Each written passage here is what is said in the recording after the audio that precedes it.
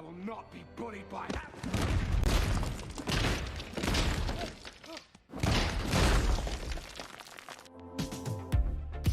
Welcome to Screen Crush, I'm Ryan Airy. Loki is about to star in his own Disney Plus show. The character's been causing mischief in the MCU for 10 years, which is crazy when you think about how much our lives have changed since then. In case you need a refresher or would just like a trip down memory lane, here's everything that you need to know before watching Loki. So, long time ago, way out in deep space, there was a race of super attractive aliens who lived on a planet called Asgard. Well, not really a planet, more like a city that floats in space. That thing does not obey the laws of physics at all. Asgardians are very strong and live for thousands of years, so over the years as they travel to Earth, the humans mistake them for gods. This is how the ancient Norwegians developed their Norse mythology. These Asgardians are able to travel to other planets with a teleportation device they call the Bifrost. Asgard's king, Odin, uses this device to brutally subjugate 8 other planets, which he calls realms. To help him with this conquest, he hires the dwarves of Nidavellir to forge a powerful hammer called Mjolnir. Mjolnir? What's Mjolnir? Then he gives this hammer to his oldest daughter, Hela, and Hela loves killing. She frickin' loves it. She's got a little bit too much of her dad in her. In fact, Hela is so bloodthirsty that she makes Odin reconsider his warmongering ways and decides to make peace with the other 8 realms. Hela doesn't like this and she leads a rebellion against her dad. She slaughters the Asgardian warriors called the Valkyries, and Odin eventually manages to imprison her somewhere. Over time, people forgot about Hela and how much of a bastard that Odin used to be, as he leads Asgard into a new era of peace. Then, about 1500 years ago, the Earth was invaded by aliens called frost giants from planet Jotunheim. They attempted to freeze the Earth with a magic box called the Cask of Winters, but Odin and an army of superpowered aliens stopped them. In the process, Odin lost an eye, but gained wisdom. He discovered that the real frost giants are the friends we make along the way. Afterwards, the Norwegians worshipped Odin and the other Asgardians as gods. The king of the frost giants, Loki, was ashamed of his son because he was born very small. All dwarves are bastards in their father's eyes. Loki puts his infant son on a rock to die, where he was found by Odin. Odin's all like, hey, free baby! But then he also has an idea. If he raises Loki's son to be a prince of Asgard, then maybe this could be a way to forge a lasting peace between these two kingdoms. So he names this child Loki and raises him alongside his oldest son, Thor. But he decides to not tell him that he's really a shrimpy frost giant. Now, Thor is totally a Gryffindor. He's brave, he's a little dense, and loves to smashy stuff. I'll hunt the monsters down and slay them all. Whereas Loki is a little more bookish and clever. He's more of a Ravenclaw. That's right, Loki is a Ravenclaw and not a Slytherin, and I'll go to the mat on that. Loki doesn't really fit in with the Asgardian bro squad, so his mother, Frigga, looks after him and teaches him how to perform tricks. That's not my trick, Michael. It's my illusion. So, on Earth, humans worship Thor as the god of thunder. Oh, I still don't think you're the god of thunder. But you ought to be. While Loki is known as a trickster god, Thor is given Mjolnir and is extolled as the heir of Asgard, while Loki is treated like this. Nerd! Odin decides to coronate Thor as Asgard's new king, so he can retire, I guess? Or maybe do a sleepy thing that we'll talk about later. Do you swear to cast aside all selfish ambition and to pledge yourself only to the good of the realm? I swear! But Thor's Norse mitzvah is ruined when the frost giants sneak into Asgard and try to retake the Cask of Winters.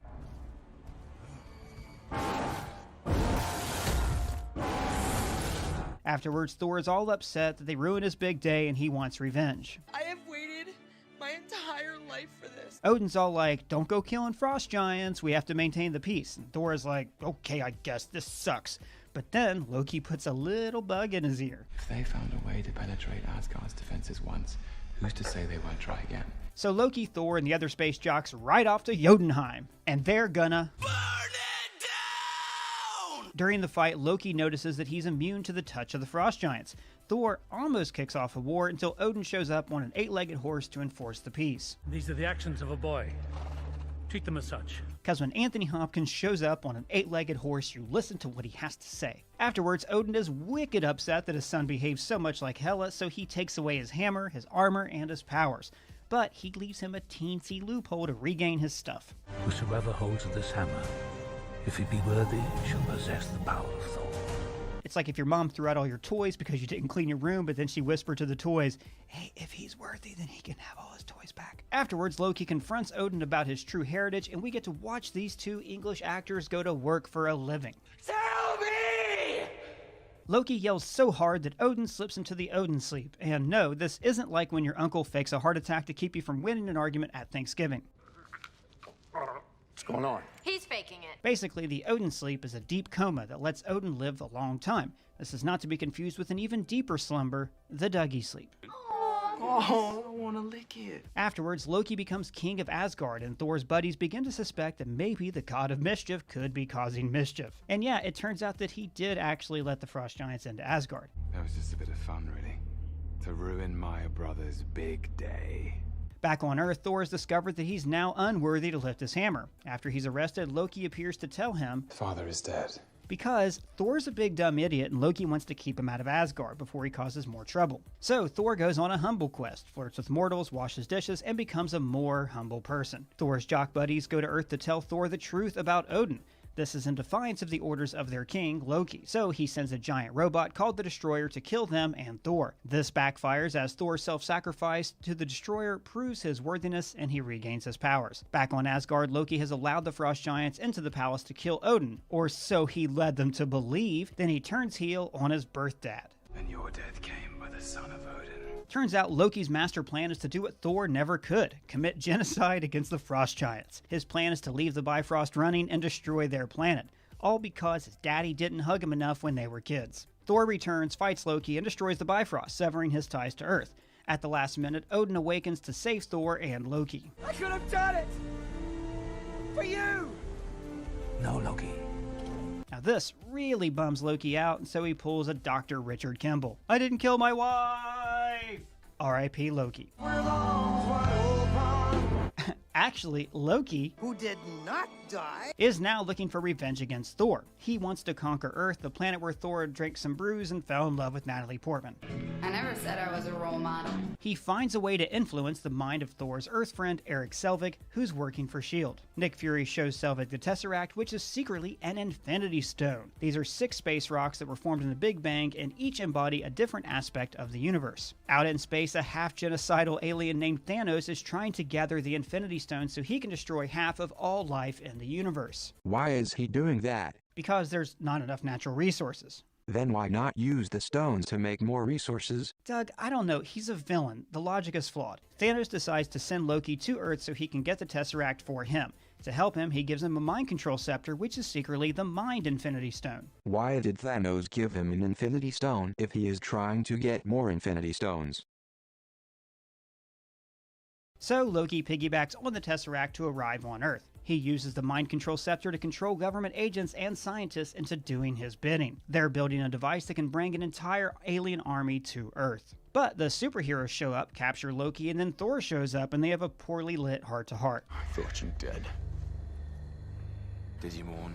Afterwards, Loki is locked up, but he still uses the scepter's influence to make the superheroes fight. This backfires, classic Loki, and the heroes band together to stop him. They fight off his army while Loki has a meet-cute with the Hulk. I am a god, you. The Avengers defeat the aliens and arrest Loki so Thor can take him and the Tesseract back to Asgard. In the lobby of Stark Tower, the heroes get in an argument with Alexander Pierce, who's secretly the head of a Nazi science cult. Long story. I'm gonna have to ask you to turn that prisoner over to me. But then, a time-traveling hero from the future named Ant-Man gives Tony Stark a heart attack. Here goes! Ant-Man is trying to steal the Tesseract so he and Tony Stark from the future can return to their own time and stop Thanos, who, in their timeline, succeeded in snapping away half the universe. Loki takes advantage of this confusion to steal the Tesseract and disappear. But here's the thing, the Avengers travel through time to borrow different Infinity Stones, which creates different timelines. But then Captain America goes back and returns the stones to set the time stream right. Clip all the branches. But Loki still has the Tesseract, meaning that he has created an alternate timeline. So he is no longer the real Loki. He's a variant Loki, a man outside time, who is ready to wreak havoc on the multiverse. Well, that's everything you need to know before watching Loki. Let me know your favorite Loki quote down in the comments below or at me on Twitter. And if it's your first time here, please subscribe. For Screen Crush, I'm Ryan Airy. Low-key.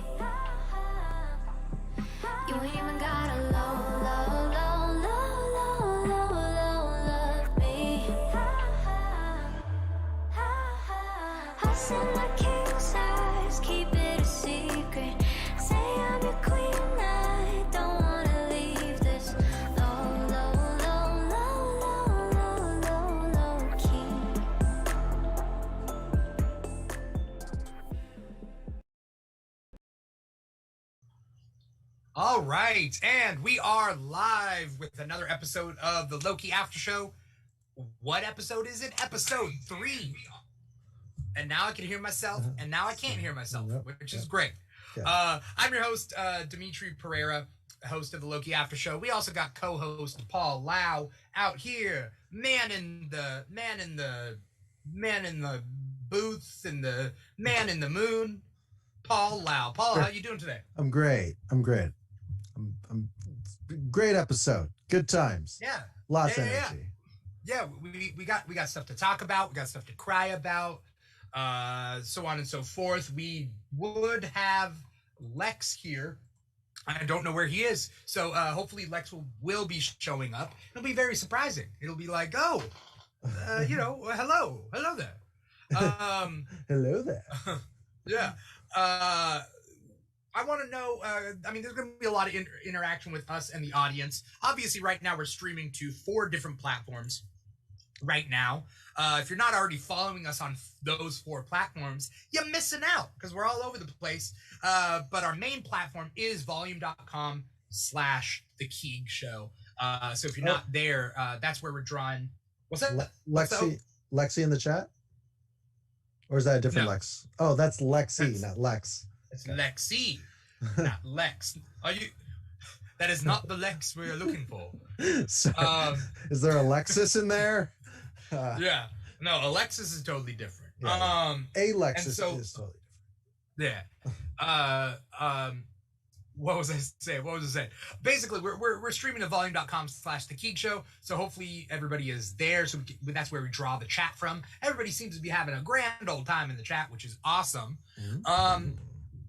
Right now it's just Paul and I holding down the fort. Paul, if you had to hold down the fort, what weapon would you have? Oh, wait, the fort? Yeah, holding down the fort. Oh, like a machine gun, just a big old that's cool. gun. Because modern times, if it was medieval times, I'm trained in the spear, staff.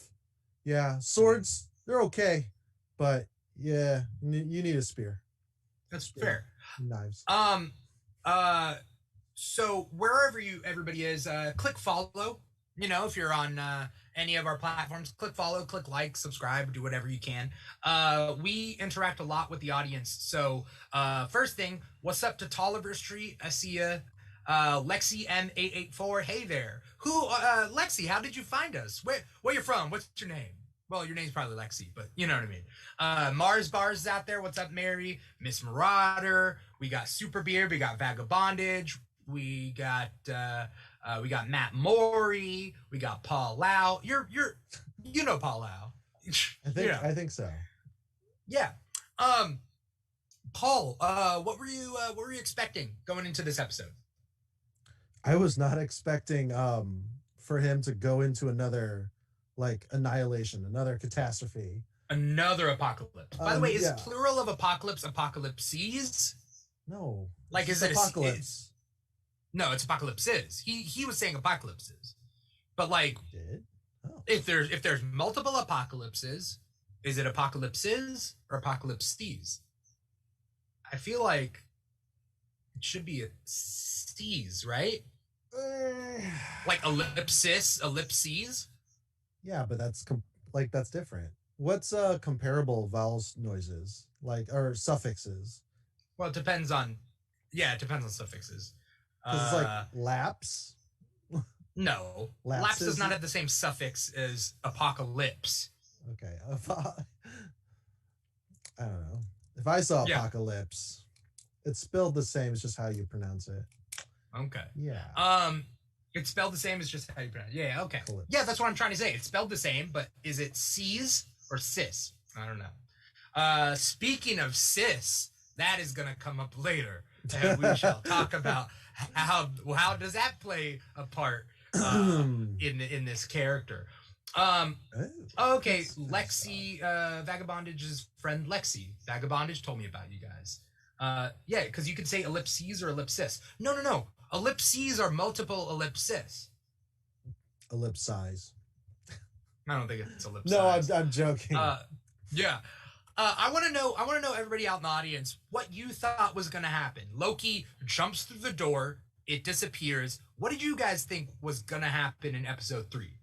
Because Paul wasn't expecting another apocalypse, but yes, wow.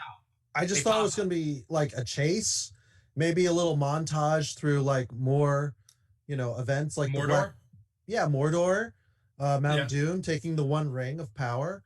But like, I don't know, maybe like a nice jaunt through history, or even more stuff like that we saw in the preview, which we did get the one scene where he punches the guy or kicks the guy out the window and he says bye-bye. Yeah. Like, but if I were to see that and extrapolate this episode, I'm going to the freaking to the horse races. Like, I'd be psyched. Right. Yeah, that's right. Woo.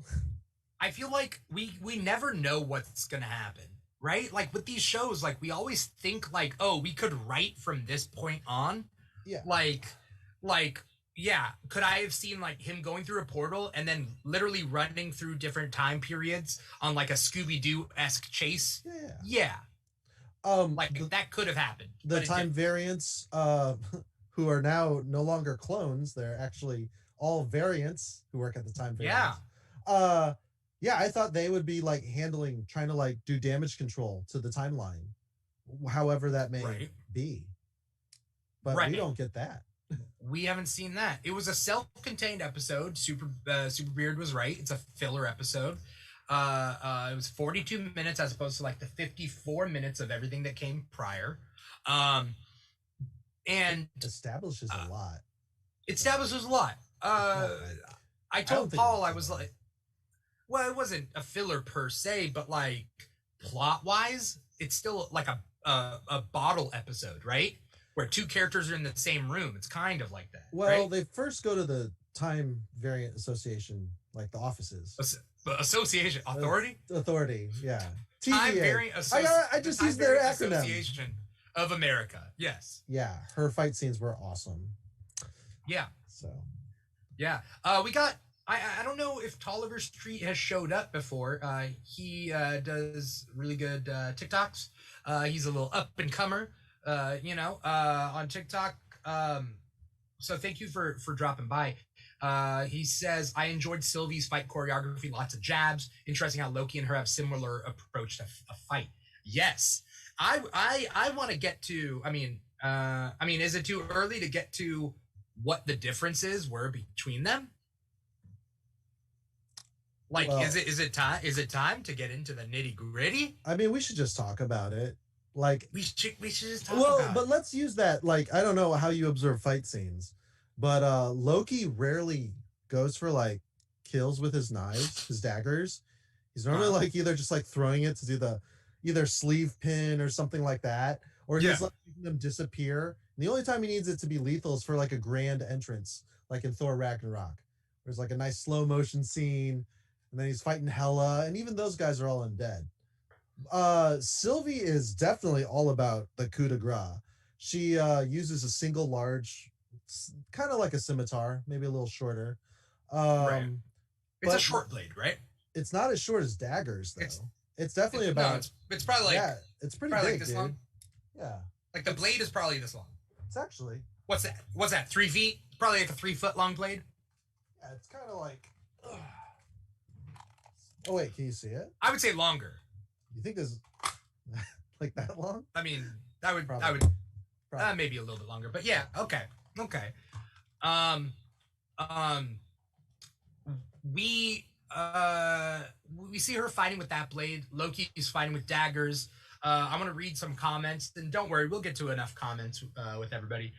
Superbeard says, I felt Sylvie's fighting ability was much better than Loki's. Obviously, I think that was like a... But she also didn't seem like she wanted to kill Loki, right? Because could she? Could she kill Loki? I think she could if you're saying her fighting ability is better, right? Am I wrong? I think she's just if more of Sylvie a can brute. fight better. She was doing flips off the walls and stuff. Like it was very reminiscent of the kind of luchador wrestling move that Black Widow has, except hers is more you like a cartwheel while spinning someone's back. So right.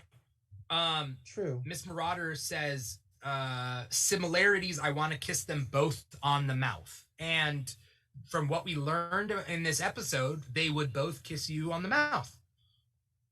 You know? That is a fight move. Yes. Smoochy poo. The old smoochy poo.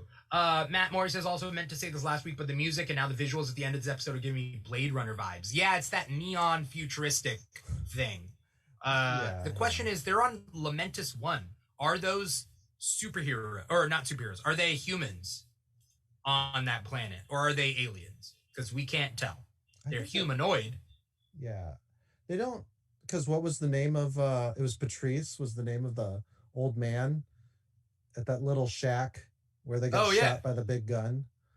Yeah. Yeah. So was it an Earth colony? I don't think so though. I think it's more just Guardians of the Galaxy kind of aliens. It's much easier just to do that so that for us viewers, we don't have to be like, oh, they're bug people. That's very distracting. I can't connect. Because these are supposed to be humanizing moments or whatever. Well, I mean, on Sakaar, in Ragnarok, they're all humanoid-esque, but enough to look alien. Yeah, but there's like a mix. I mean, yeah, they were called Pinkies in the World War Hulk. Okay. World Breaker. There we go. Okay. Yeah. Oh, 2077. Right. Yeah, it was 2077. So not far enough ahead for us to be colonizing other planets, galaxies away. Yeah, we don't know if it's galaxies away. They could have been the same galaxy, but yes, it's probably too short to be colonizing other galaxies. That's fair. So we're just left to assume that these humanoid people are aliens. In other words, aliens. Yeah. Yeah. We also skipped over the first part where the Loki was having margaritas in the mind of 23. Was it? Yeah. She's an actress that's been in stuff before. I've seen her in stuff. Yeah. And we see her having margaritas, and then we realize, I thought it was like a flashback. I thought this lady Loki used to know her. I used to think I was thinking that. I was like, they used to know each other, but turns out no, it was all that illusion, and that's how the illusions work. Right? My dumb brain did the thing where it's like, oh no, this is after the fact. They're just chilling. Somehow she managed after. Yeah, she managed to find the variant's other real variant or main timeline person, and she's trying to, I don't know, do like a weird thing. Yeah, but that doesn't work at all. No. None of that works. But we find out exactly how that works, and then after we do that, then what? We see them pop up in the TVA, and then fight, and then they go to Lamentus 1. The actress was in the Hellboy reboot. Yeah. It was her. Sorry. Lamentus 1 definitely had some Jack Kirby Sakaar aesthetic vibes, says Superbeard. Lexi says she wanted to kill him until he had the temp pad. That's fair. She could have, but he had the temp pad. Yeah. Right. Yeah. So, understandably so. She mentions a couple things. Now, we finally learn more about her at what point? Like, at what point do we learn more about her? After the meteorites? Yeah, the meteorites start falling. They start realizing they have to work together. Yeah. And he keeps calling her a Loki, and she's like, don't call me that. Yep. And it's like, is she a Loki? Is she not? We kind of get a little bit more of what she, like how she came to be. Yeah, I mean, it's almost like, though, because Sylvie is her alias, but she didn't grow up with her mother, like, the majority of her life. So, and she's apparently not royalty, like Loki is, as adopted son of Odin. So here's the question though: is she a Loki variant? Yes. Yeah, of course. Superbeard says she is a Loki. Sylvie's a name she took herself, an alias. Yes, but I think Loki is her dead name. Loki is her dead name. You know what I mean? Yeah. She maybe was born looking like Tom Hiddleston. She now looks like Sophia Di Martino. Right. Well, she does not what's it called? She does not Identify what? No. Identify. She does not okay. identify as a Loki. Well, there's that. Also, too, the sex on the report on Loki's like is fluid. Is fluid, and then like because magic happens in that realm, in D&D you can get like a cursed belt that changes your gender or sex actually specific. Yeah. My bad. So like anything could have happened. Not to leave it too open. So Right.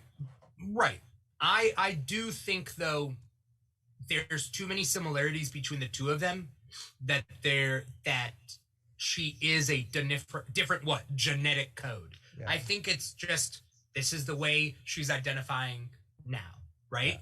She is Sylvie. So vagabondage, except I guess that Amora taught her magic. She was self-taught, which is very so there's two and you established it last week, is there's two enchantresses.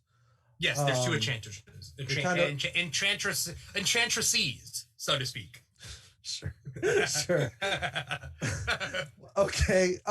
It's kind of like the whole ant mantises, since we're gonna adopt that from now on. What? Ant-mans.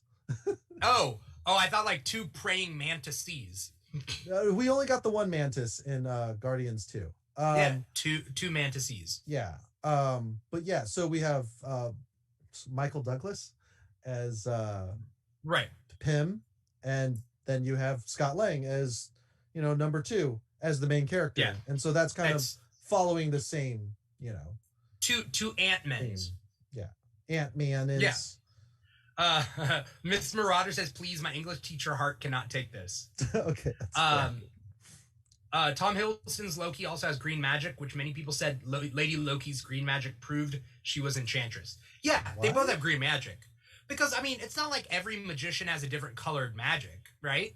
In the comics, it's like yellow, though, right? Or is it green, too? What? Enchantress. What? Amora's Enchantress, specifically. It's like green or yellow.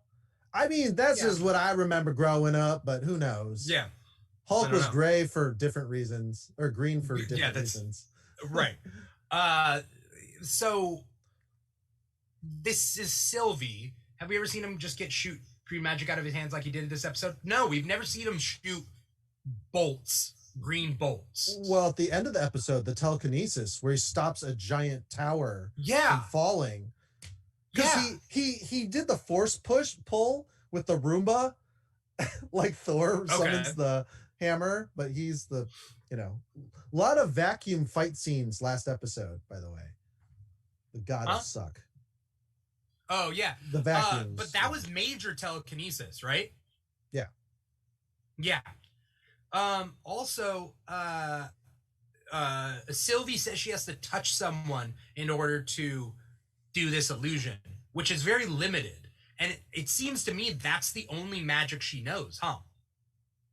Well, we do see her do her rage, where she screams, and it causes a shockwave into the ground. Oh yeah, yeah, that's true. But she has very basic magic. Other than that one, is like her main. Yeah, it's very raw, her magic, I assume.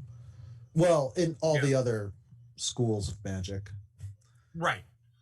Loki though was trained by Frigga. By the way, is it Frigga or Freya? Because there's two different spellings in Norse mythology. But what does the movie do? Is it Frigga or Freya? I don't know. Anyway, it is Frigga. Loki's. Okay. Is it Frigga? Okay. So Frigga taught Loki magic. We see that he also knows multiple tricks. Sylvie seems to be kind of jealous. Now, when they're talking, Sylvie mentions that she's been on the run for most of her life. Mm-hmm. So chances are she was just a kid when the TVA grabbed her. Yeah. Well, she's been also planning this for years. Yeah, but what's years? 3 years could be years, right? Well, she's been on the run from the TVA, and it's been years, so... Right, but she did say most of her life, and most of your life means more than half, right? Right. So depending how young or how old she is, that's a long time she's been running. Mm-hmm. Why is she would she have been, like, how are some variants pruned and some not? Because we learn in this episode that these TVA agents are unpruned variants, right? The predictable move is that Mobius was is like double crossing, like felt sorry for her, and then now he's his variant, because I don't think this is the only Mobius in this story. I think there's multiple Mobiuses. Really? The fact that he forgets to put the coaster on, I know that's like kind of dumb because you know, but the judge actually reminds him. He's like, "Oh yeah, sorry."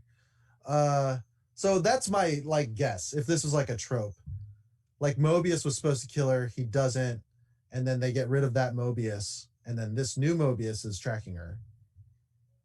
Yeah. But that's just a theory. Superbeard says that's why they have a trial. He wrote trail. And I was like, that's why they have a trail? Like a trail of like when they were chasing? No, but a trial. So they can figure out who to make an agent and who just to prune. I agree. Yeah. I definitely agree. Tolliver Street said she doesn't remember her mother very well, so I'd assume she was hella young when the TVA pulled up. Hella young. Lol, trial. Yeah. Yeah. Hella young. So basically what was I saying?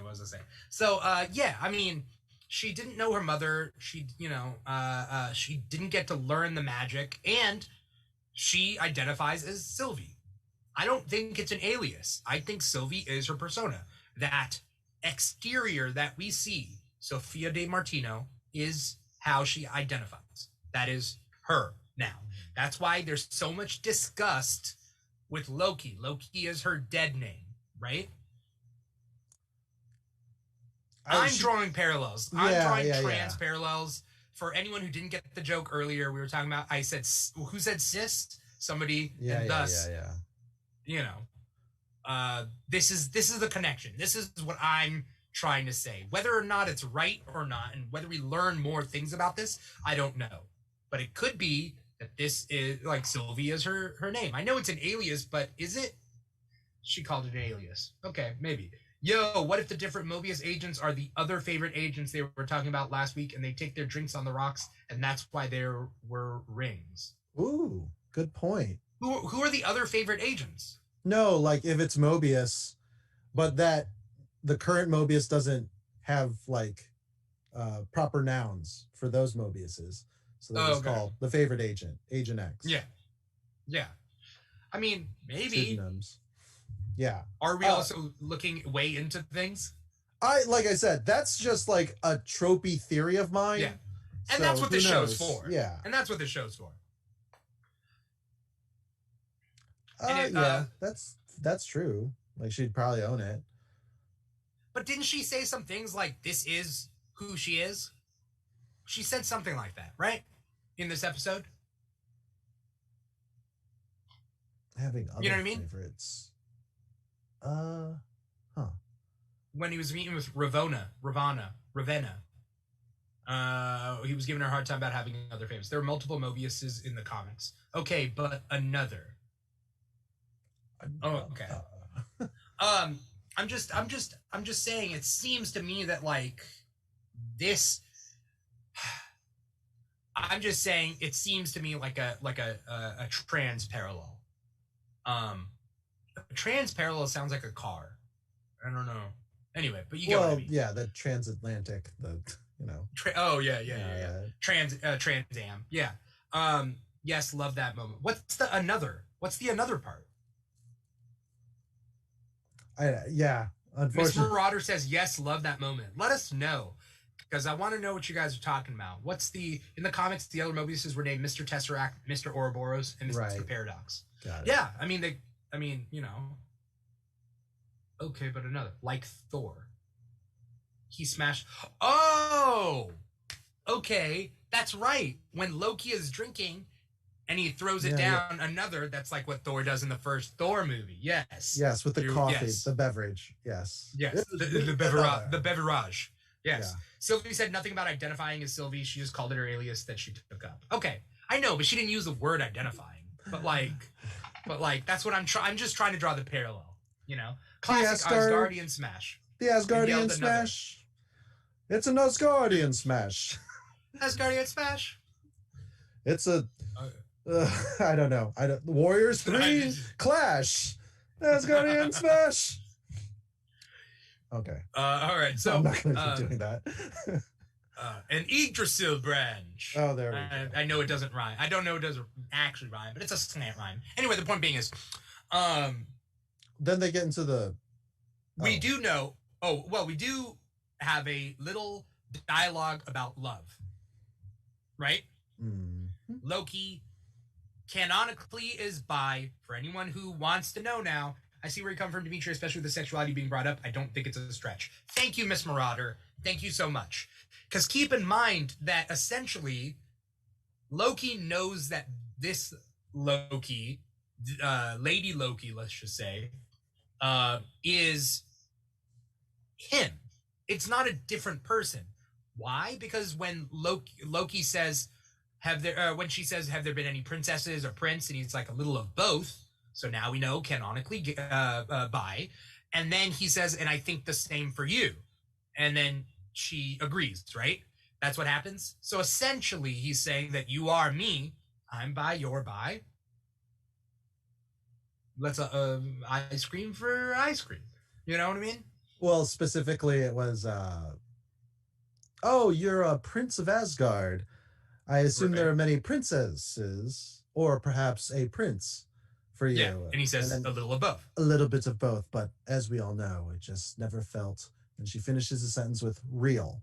So right. They No, just but have doesn't he say and you too, or something like that? I think she like There is a line. said we both it just never felt real. And then yes, she falls asleep because she says how tired she is. Both of them are always at each other's throats, you know, being like, well, if I fall asleep, you're gonna kill me, or if I let you enchant me, I'm gonna be, you know, dead. You'll have the thing. But when she wakes up, he is singing his mother's lullaby. Is that what it is? He doesn't say. Somebody in the comments, who was it, said like essentially headcanon. The mother's lullaby. It probably was a mother's lullaby. That being said, like, yeah, Superbeard said, how much did Loki drink to get tipsy? We don't know. It's an alien world. Why was he drinking so much? Well, he hasn't had much time to cut loose. All he's been able to do is ruin salads and drink like 90s drinks that are discontinued. Does he just want to have fun? Is that kind of like, is he drinking for a reason, or is he drinking just to have fun? I think it's, well, they started talking about, you know, love, and that was sensitive for him. And I think, you know, he has yet to vent to essentially, like, you know, himself or herself in this case, you know, like he's never shared that moment with Thor. Thor's not going to do it. Odin doesn't talk to him. Frigga's dead. You know, Thanos, I don't know. Maybe Thanos is a good listener. Who knows? But I assume it's just going to be a lot of, is he done talking? Because I need to get these gems. So it's not Ebony Maw. Anyways, yeah. I kind of see what's in chat. He's hedonistic. Yeah, sure. For sure. Oliver Street says, I think the favorite moment was when he displayed fireworks. He looked so proud, and her smile, in a way, maybe this is a stretch, but she saw her potential. I mean, he's definitely a better magician than her, right? I think it's just different because her magic is still really potent once she gets in there. It's raw, and she learned it herself, right? Yeah, but he can't do it, so he can't do it, right? Right. Only if he has that staff with the mind. They did use the word enchant. Oh yeah, he specifically said it. Yeah. He specifically said enchant. That was a really funny scene, by the way, when she goes to touch him after he's kind of like knocked out. He's like, "What are you doing?" It was just very awkward. Oh, when she like slowed yeah. They were both impressed by each other's magic. That's what Lexi says. Yeah. I definitely think, because both can do things that the other can't do, but that's because of their upbringing, right? Yeah, you know? Yeah. Frigga, you know, teaching him. So yeah. Tolliver said maybe he pretended to get drunk so that it would give her an excuse to trust him. But then Superbeard says Tolliver, he thought it at first until he messed up the fight due to being tipsy. Yeah, so he was definitely drunk.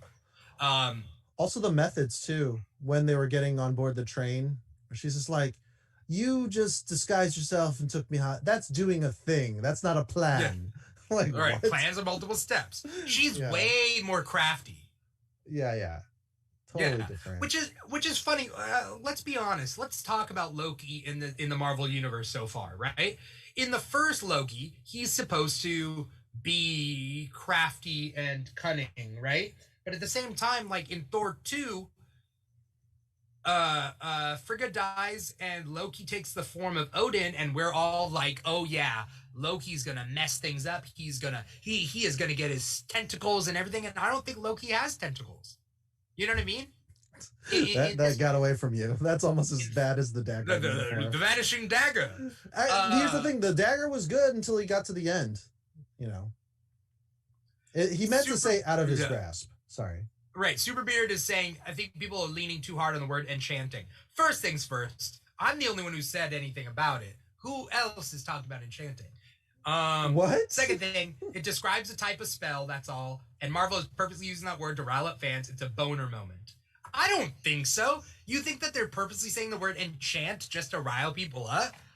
I don't know. Paul, do you see that? Or she's part enchantress, part Lady Loki. Her name is Sylvie. Like, yeah. But I don't think it's a boner moment. I called it last week. So, like, did they say enchant last week? Oh no! Oh, the word enchant? No, yeah. I don't think so. I think they knew we were going to do that just years ago, and then yeah, because that's her power set. Like, it'd be different if it was, you know, Lady Sif Loki, and I don't know the comics, but I assume she has like kind of a more specific characterization. Yeah. Have you read that? Vagabondage says when Loki was first talking to Sylvie, he might have said enchant. No, he did. He did. When she was Randy. Oh, okay. The showrunner is highly aware of the Enchantress fan theories. But I mean, maybe she is just Enchantress and Lady Loki put together. This is here's my problem. And I fall within this problem as well. All right. Us comic book fans, we think these things are going to follow the comics, and we think that it's going to like be new adventures with the same characters, right? But they aren't. Like there could maybe not be an Amora out there. And our version, the MCU version of Enchantress, is just a Loki variant named Sylvie. And that's all we get. You know, just like I guess in Iron Man 3, we thought all we would get of Mandarin was Trevor Slattery, you know? Right. It's always winks and nods to the comics. It's never the actual comic. Think about it like Ultimate. Ultimate Marvel did a similar thing. Sure. And for good or for bad. What I'm trying to say is Ultimate Marvel was not the same characters in modern day, in like modern adventures. It was versions of the characters we know from the 616. So what I see a lot online is people being like, well, we know that Loki is 616 Loki, and then blah, blah. First things first, MCU is not 616. 99999. Loki, MCU is not 616. Uatu is not the Watcher of this universe. It would be a different Watcher.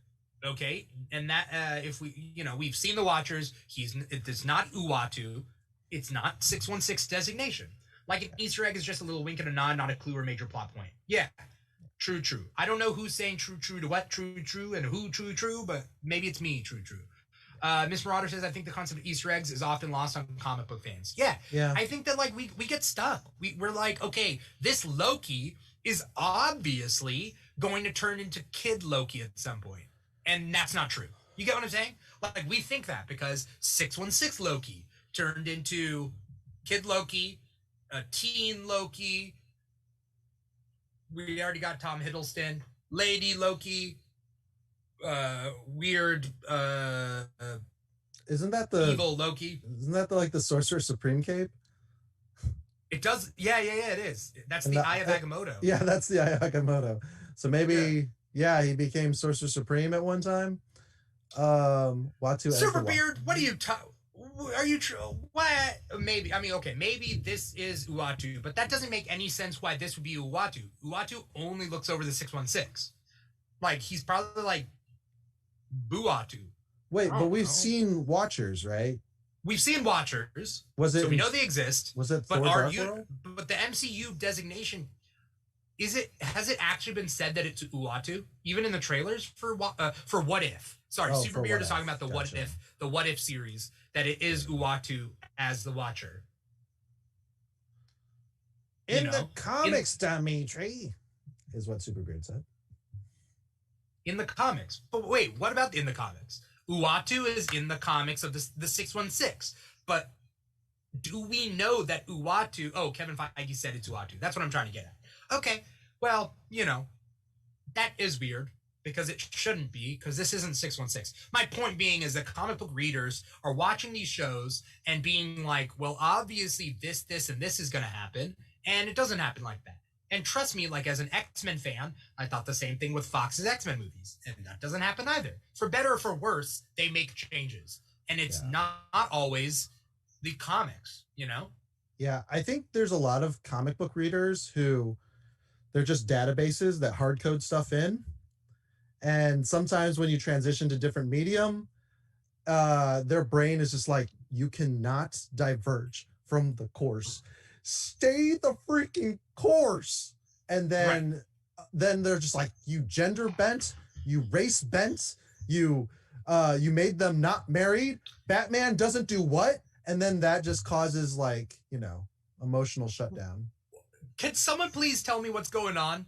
Well, okay, so Superbeard says the comics are the template, but not the end-all be-all. Exactly. But no, actually going on to Tolliver Street says, side note, the bisexual lighting was everything. Lexi says, oh my God, the lighting was so bi. Why didn't I notice that? What does that mean? Can someone please tell me what bisexual lighting is? Bisexual lighting. Bisexual lighting. Bisexual lighting. Opening lexicon. Entering bisexual lighting. I could look this up. But I would rather somebody out this. there tell me. Yeah. Bisexual lighting. Pink, purple, blue. Is pink? Oh, like the flag. Oh, like okay. Yes, like the flag. Okay. Is it? I thought there was white in it too, isn't it? Isn't it like maybe? But yeah. But is it, or is it meant to look like that neon color, like weird futuristic stuff?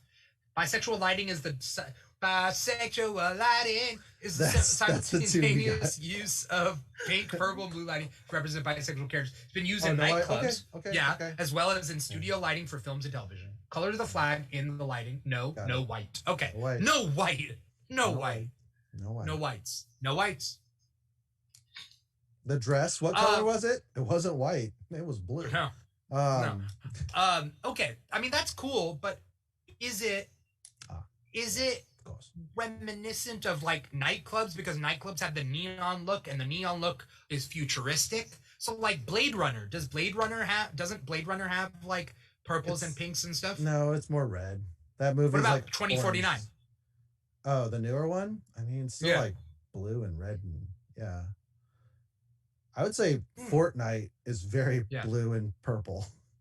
Yeah, I'm not fighting this. I'm cool. Yeah. We all know it is canon, and nobody can fight the fact that Loki and Lady Loki are bi. Nobody can fight that. And I'm letting. Yeah. You can have all the lighting you want. I will. You can have. You can have. They're not holding us hostage for colors. No, but Miss Marauder saying just let us bisexuals have this. I'm not trying to keep bisexuals from having their lighting. I will let. It's also not up to me. My hands are up. I am. It's. I'm all cool. I'm all cool with that. Let us bask in the bisexual lighting. Miss Marauder says. Superbeard says the intelligence of the showrunners for little things like this is amazing.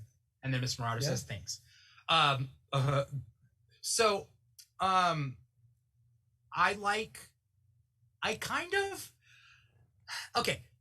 want to see past Loki and his princesses and princes. Is that just me? What do you mean see past? You mean see his history? I want to, because they've already essentially not even hinted at it, they outright said princes and prince, a little of both. Part of me is like, and I don't want to sound like a Tumblr fangirl, but I want to see those stories. I want to see him fall in love and get his heart broken by princes or prince. Maybe he dates two siblings. Maybe, you know what I mean? Like his mischief. Let's see that, right? Let's see that bisexual mischief. Sorry, it's just the whole getting stuck under a bed or stuck in the laundry. It's just the. Yeah. I think there's a fanfic for that, Dimitri. Plenty. Yes, I know. I'm not gonna divulge too much. But yes, I get it. But I'm talking about like in a show. I don't need erotica for it. I just want like a story.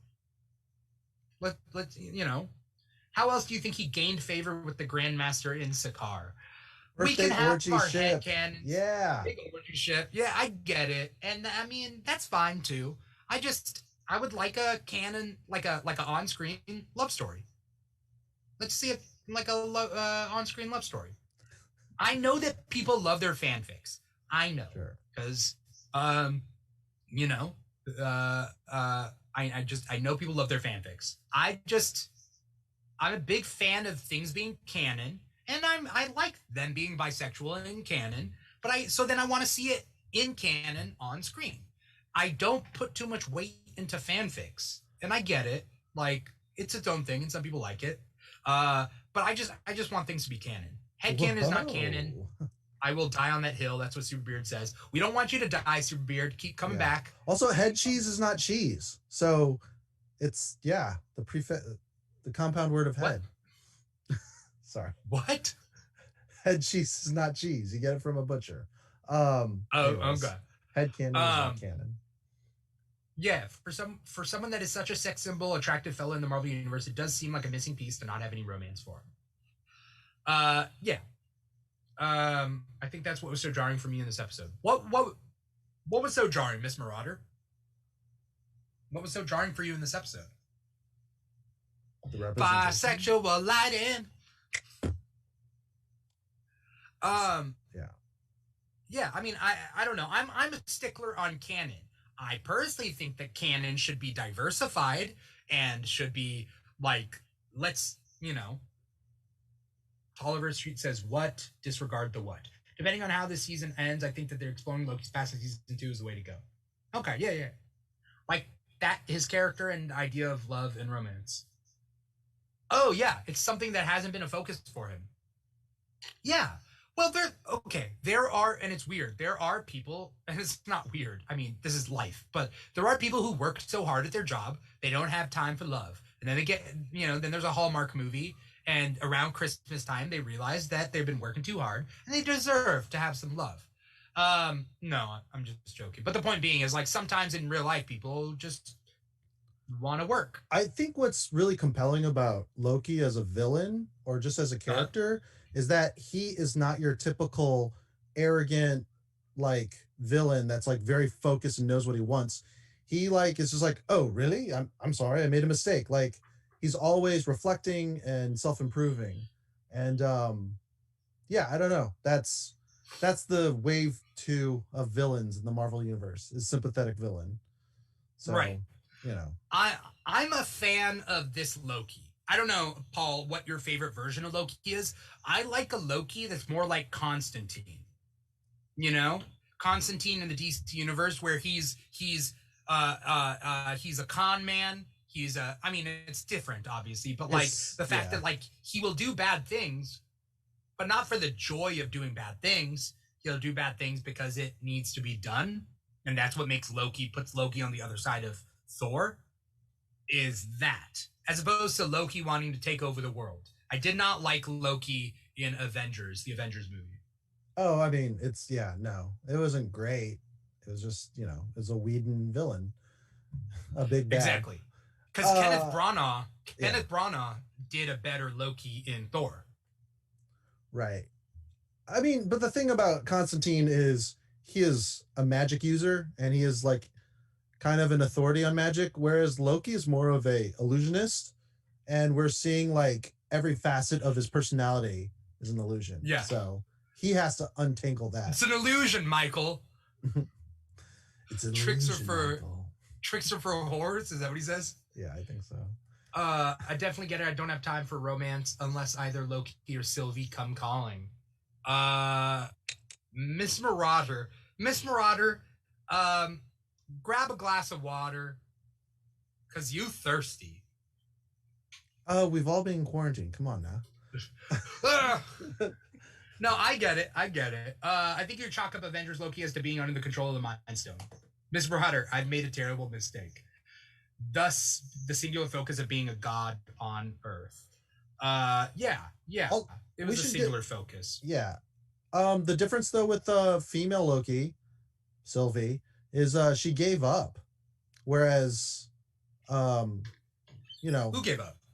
Well, when he pulls out the little thing, the gizmo, the doodad, and it's all busted because he fell off the train. Yeah.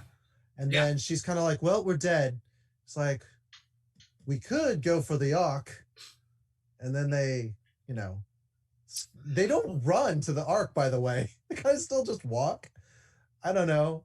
I just always assume Asgardians are superhero running, Right. Also, Sylvie and the mailman, is that a real thing? She said postman. Can I have a flashback to that? I think she was joking. She was saying she doesn't have time. She says there's no postman back home while she's running through the cosmos. She obviously meant Kevin Costner's hit film, The Postman. No. I'm glad that Frigga and Loki's relationship has been canonically explored. Can't get over all the deleted scenes over the years. Yeah. So might be. Sorry. Was the mailman a callback to Stan Lee's Tony Stank? He's just like... in love with... Did Sylvie date Stan Lee? I think Stan Lee is the Beyonder, and that's why we keep seeing him everywhere. Oh, no, it's not true. That's my truth. I feel like Lexi and Vagabondage are talking about something very personal. It's like, okay, I'll send you the details in a DM, Lexi. All right. It's funny. Stan Lee has played 2 postmen in cameos. Do you know what his first postman was? In the Fantastic Four movie, he played Willie Lumpkin. Oh yeah. The Fantastic Four's postman. Yeah.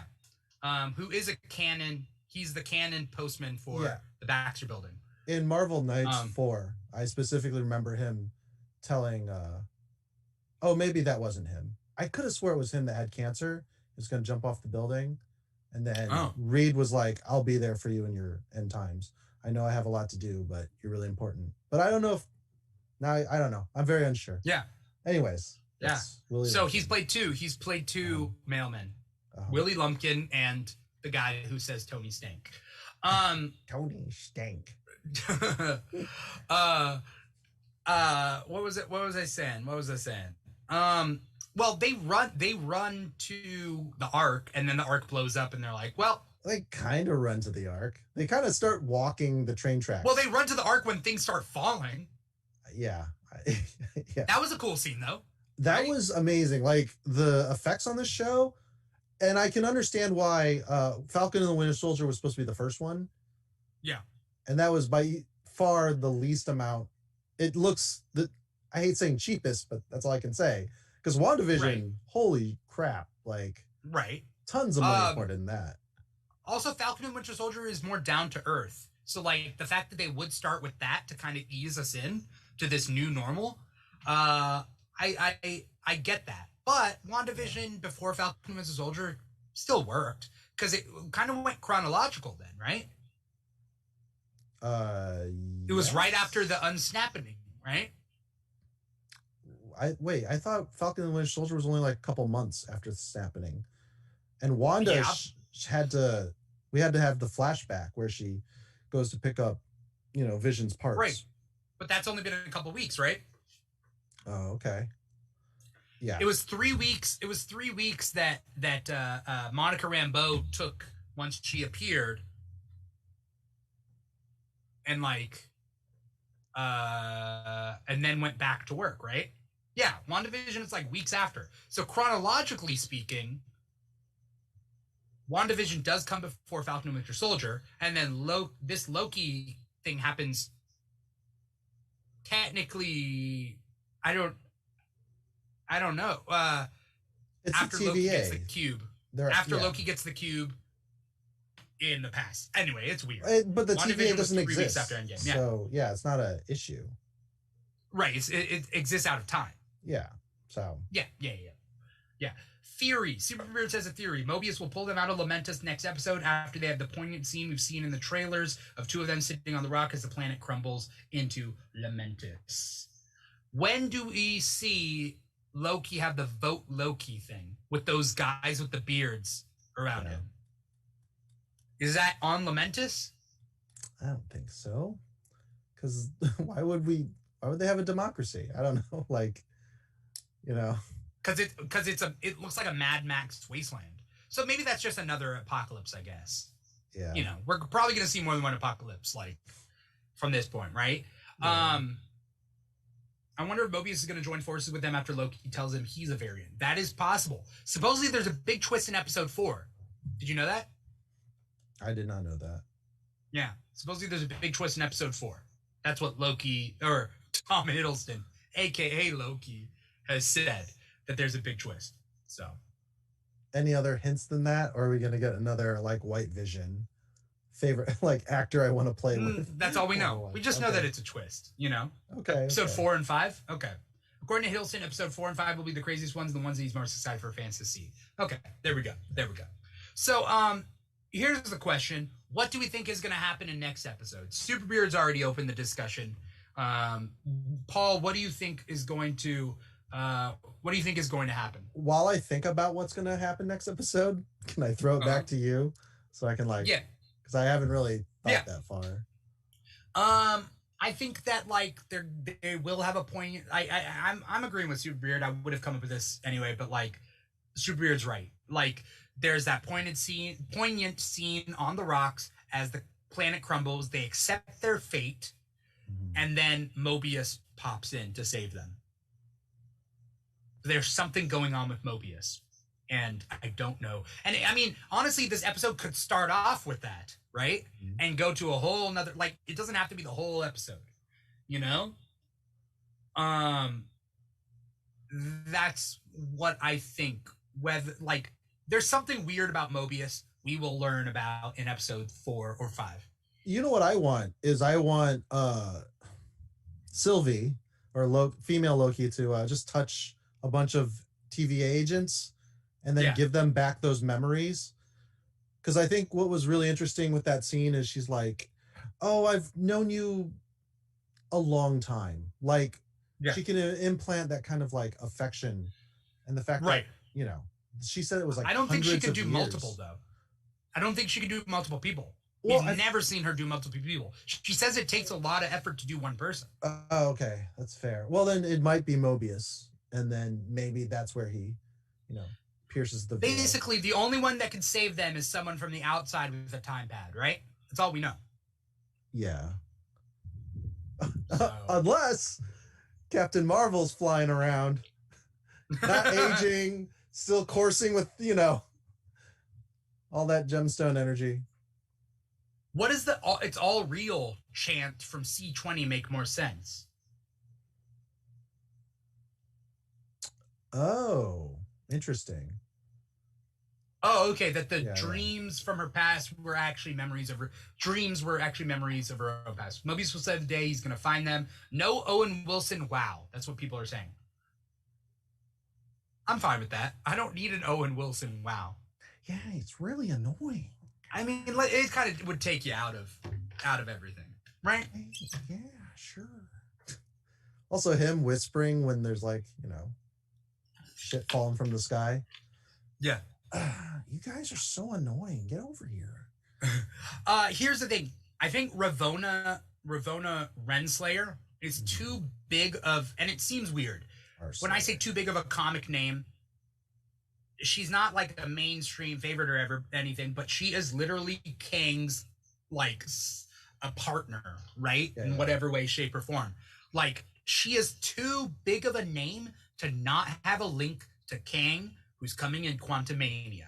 There is something going on that is going to happen that is going to link those two together. I do not know what, but I'm telling you that I wouldn't be surprised, and I'm not going to spread false rumors. Who am I, Soups? I'm not going to spread false rumors. Shade thrown. I'll put it on the tally board. He's too big potatoes to watch this. So what am I like? Who That's cares? fair. You know, he's clearly the most knowledgeable on all these subjects. So you know, Future nemesis. Okay. What did I ask on? Did I ask on an episode of the Keyback? I was like, "Who's your nemesis?" Oh, it was on Friday. I had some people. Yeah. Was Soups? He doesn't need to come for me. He has like 1 million fans. Good for him. He can spread false information all he wants. He's getting paid for it. Like, he's literally getting paid to spread false information. So I mean, good for him. I respect that. That's a hustle. You know, a hustle in two ways. That makes one of us. I no, but like, dude, the hustle. If he hears this. If he hears this, he has dude, way more fans. Yeah, he also has legions of nerds that are like wrong. Yeah. So yeah, it's fine. They are always wrong. Yeah. But what was I saying? I was trying to lead into that. What was I? Okay. I would not be surprised because we already have the casting of Jonathan Majors as Kang. I would not be surprised if there was a post-credit scene or something that has Kang show up. It has, like, not that it has to, it's not a guarantee, but, like, it just makes the most amount of sense. I hope so. You know? Yeah. It makes the most amount of sense. I mean, I hope so. Because I like bridging the gap. I like when, even though it's not canon anymore, or not continuity, as Samuel L. Jackson on Agents of S.H.I.E.L.D., like, that's way too big a movie star to be on that set. And there he is. So I'm like, that's cool. Yeah.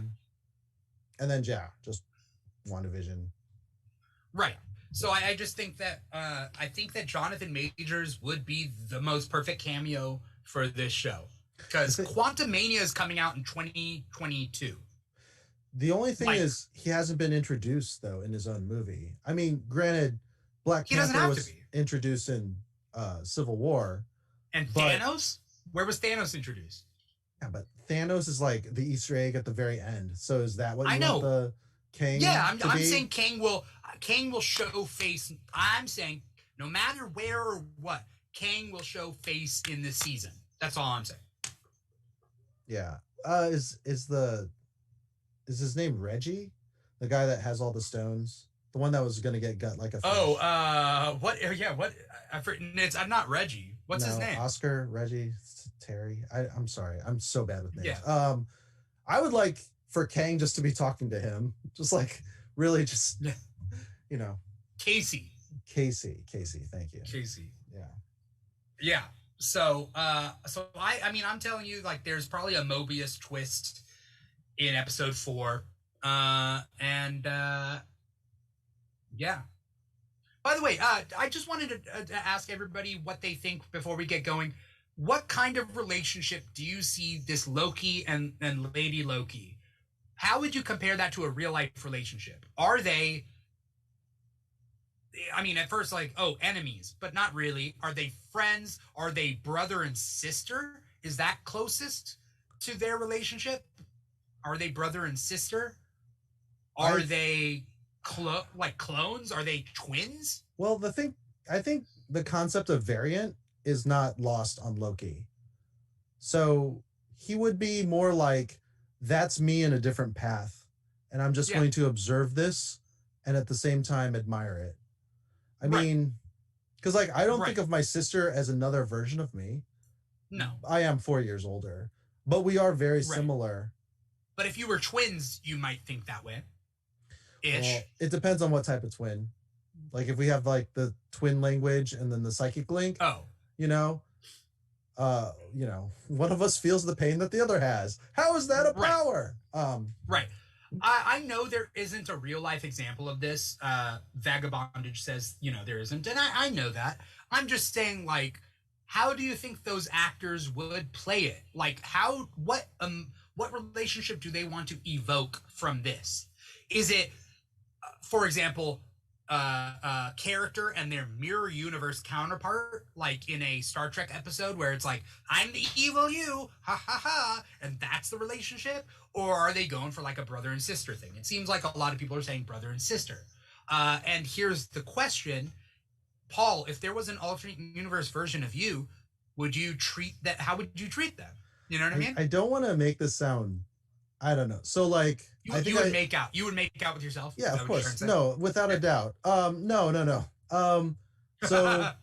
So like, I don't want to get into it too much, but I come from a family of refugees from Cambodia.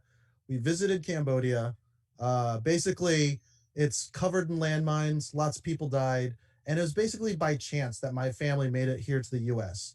And I always think of it as like, well, what if I didn't come out here? What if I was, way undereducated like my cousins are and living, in squalor in some areas?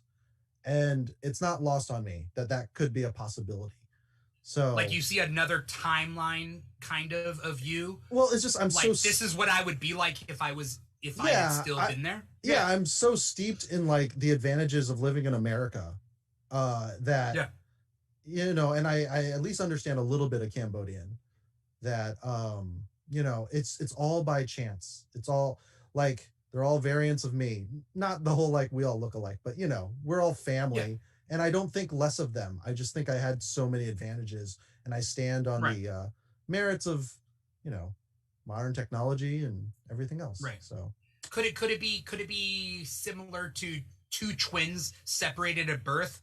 One got adopted. Like I've seen. I mean, there's real life stories about this. One gets adopted from another country and goes to America, and the other one stays in the home country, and they get raised in two different things, but they're twins, and then they find each other. Is that Double Dragons? No. That's Billy Lee. That's I think it's Double Team with Jean-Claude Van Damme plays his own twin, and it's so funny because that's literally what happened. Is one twin was raised in like China, running guns and just living like a horrible life. The other one is like a personal trainer that does the splits in like ballet tights for like hot ladies at the juice bar. And they both are really deadly. So Double Impact is the name of the movie. Okay. I think it's funny that I came in with my thing, and then people in the audience were like, no, I think Paul said it perfectly. Okay.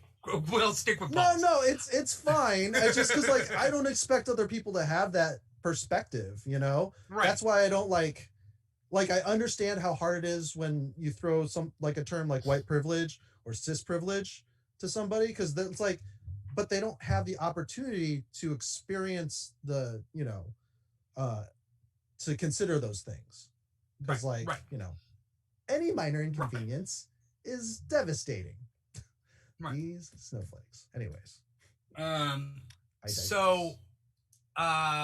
Well, I forget what I was trying to say, but I think like brother and sister, I think is siblings, Yeah. Is brother kind of what we were trying to go for. Thank you everybody for watching this episode of the Loki After Show. Hopefully you guys didn't get tired of a little bit more Paul, a little bit more me. For everyone out there, wherever you're watching this, again, most of you are watching this on volume.com/The Keeg Show. Please click follow, do whatever you need to. Mars Bars is out there, but I didn't see you, Mary. I didn't hear what you were, you didn't type anything. Thank you everybody out there for watching. Plug the in Discord? the meantime, what's that? Plug the Discord? No. Not yet? Okay. No, that's not a public. It's Oh, okay. What was I saying? Like, comment, subscribe wherever you guys are watching us. Follow us on TikTok. Follow us on the Instagram at The Keeg Show. We are all over the place on social media, so make sure you follow us there. We have multiple shows a week, so obviously we have the Loki After Show, and it will happen for the next couple episodes as well. 4, 5, 6. Yeah. There's only 3 more episodes. I know. Yeah, that's why we can't have time for romantic Loki flashbacks. Yeah, 4, 5, and 6. We got episodes 4, 5, and 6 throughout the Loki After Show. On Thursday nights, we do Comic Talk, where we talk about the weekly comics that came out that week. So if you're really into comics or you just want to hear us talk about comics, it's like the same thing. I invite 2 guests on the show. We read a bunch of comics that came out that week, and we talk about it. So that's every Thursday night at 8 p.m. Pacific time. We also have the Keegback. If you've never seen an episode of the Keegback, it is super fun. Me, couple guests, sometimes Paul. We shoot the shit. We chat. We talk about topics, and it's like a fun kickback. So kickback, keyback, that's what it is. And we play a party type game like Never Have I Ever or 2 Truths and a Lie or whatever, and we kind of get to know each other a little bit better. And it's super fun. Sometimes there's drinking episodes. Most of the time there's not, but sometimes there is. And then on Saturdays, every other Saturday, we have a special discussion. So this last Saturday, we talked about LGBTQ plus representation in media. It was a very good episode. It was a very poignant episode. All of your other shows are when I'm putting my kid to bed, but I'll try to catch another one this week. Oh, yeah. I mean, you guys do what you can. Just having you here at the Loki After Show is good enough. But if you are interested in other episodes and other shows, all the episodes are saved, I believe, on YouTube and Twitch. So you could watch all the saved episodes there. So check us out there. I'm going to try to get these episodes on our podcast, so you can look up the key on podcast apps and that sort of thing. But thank you everybody for watching. Paul, where can people find you real quick? What are the plugs? Anything you want to say? Mondays, me and Matt on my Twitch, Mr. Plow. Yeah, we have a Bad Batch recap. It's like 8 o'clock, and that's pretty much all that's going on for now. And you can find me here on the key. Yeah. Paul will be here next 2 episodes. So yes, I am flying. Yeah. And so other than all that, yeah, that's pretty much it. Take care, everybody. Have a great night. Thank you guys for showing up. Also, follow. I know Lex couldn't show up tonight. I'm sure I'll hear from him tomorrow. Follow him. He does comic books at Wednesday Pull. You can see it on that bottom corner. Wednesday Pull on TikTok, Instagram, and Twitter. He does really great stuff. He shows up on Comic Talk a lot. So I've had him on the show before. Just something must have happened to him tonight, and we'll find out about that. But thank you so much. Have a great night. Take care. And once again, I'm your host, Dimitri Pereira, and this has been the Loki After Show. Peace out.